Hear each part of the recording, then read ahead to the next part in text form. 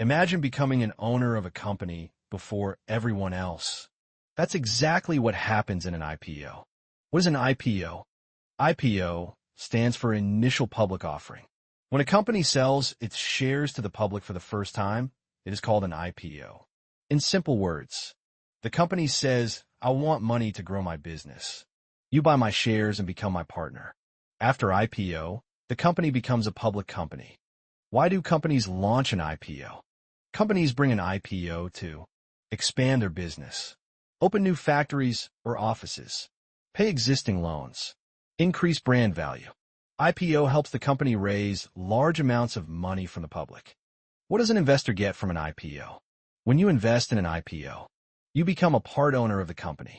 If the company grows, the share price increases. You can make profit by selling later. Sometimes you get profit on the listing day itself. But remember, warning, not every IPO gives profit. Risk is always there. How does the IPO process work? Simple steps.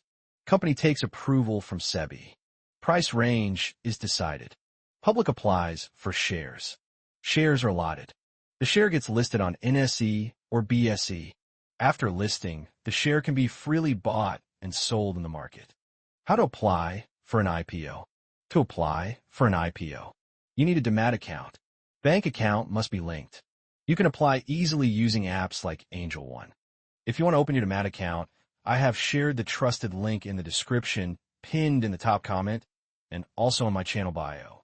Opening through this link supports the channel. What are the risks in IPO?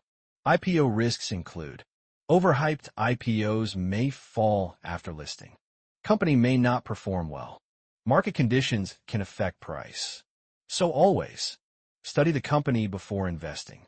Never invest blindly in IPOs. So friends, IPO is company's first sale of shares to the public. You become an owner of the business.